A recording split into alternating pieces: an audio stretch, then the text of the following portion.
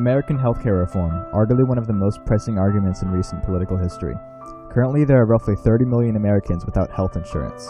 Nobody dies because they don't have access to health care. Nearly 45,000 deaths a year are associated with a lack of health coverage.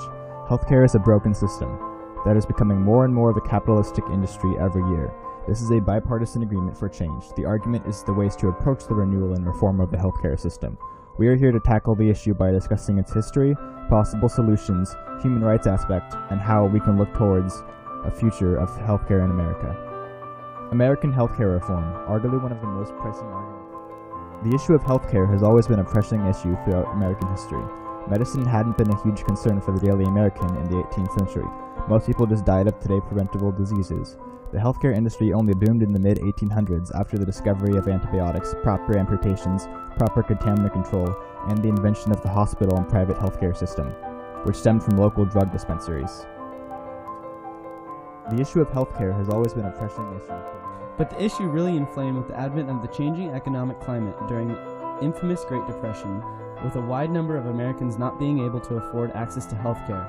President Franklin D. Roosevelt favored creating national health insurance but decided to push for Social Security first. He never got the health program passed. After World War II, Harry S. Truman would be the first U.S. president to pursue healthcare after the war, opening a new era for democratic policy and the modernistic reform of the healthcare system. Unfortunately, Truman's idea would never make it past Congress, leaving Eisenhower's administration to be the first to enact a form of healthcare by enforcing military Medicare, which aided military dependents and those wounded from battle. The idea of public health care would be first enforced by Kennedy, yet his assassination would put an end to his globalist and domestic policies, and Vice President Lyndon B. Johnson would take over and start the Great Society. Johnson would continue to fight the war against poverty and de jure and de facto segregation. Johnson would also be the first president to successfully establish health care after World War II by creating Medicare and Medicaid, which would cover persons over 65, the poor, the disabled, and the blind. But the issue really inflamed with the advent of the changing economic climate. During the war on drugs in the 80s, Reagan would expand the benefits of Medicare, which would expand coverage on outpatient drugs, put a ceiling on out-of-pocket copays for any medical visit, and expanded payments for long-term care. After Reagan's administration, millions of Americans would be covered with health insurance, and only small minor changes would be made for later administrations.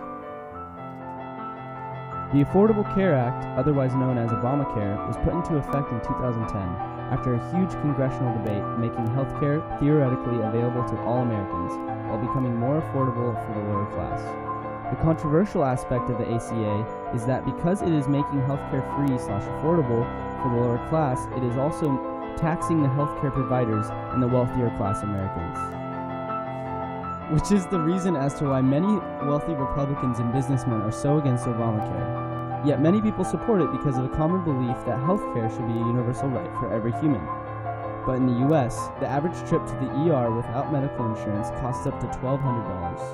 Or, for instance, the cost to mend a broken foot is $16,000, and the cost for cancer treatment rounds up to $30,000 or higher.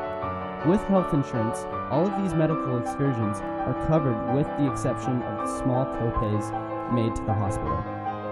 During the war on drugs in the 80s, Reagan would expand the benefits of Article 25 of the United Nations Universal Declaration of Human Rights, written in 1948, states that everyone has the right to a standard of living adequate for the health and well-being of him or herself and of his or her family, including food, clothing, housing, medical care, and necessary social services.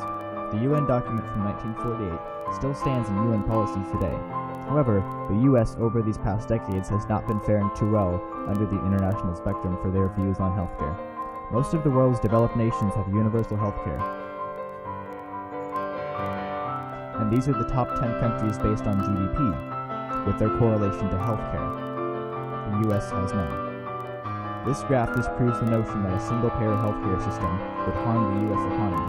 In another 2014 study, out of 11 developed nations, the U.S. healthcare system was found to be the most expensive and worst performing in terms of health access, efficiency, and equity. The U.S. is arguably the farthest behind of the developed nations of the 21st century. Bipartisan reform is needed. While single-payer healthcare is usually associated with socialism and the Democratic Party, one prominent Fox News columnist, Charles Cromther, is that how you say it? We'll States guarantee you this. Within a few years, there won't even be an argument about whether or not government has an obligation to ensure that everybody gets health coverage. There is no doubt that the U.S. has a serious problem with healthcare, or lack of a proper single-payer system, that is evident in so many other developed nations today.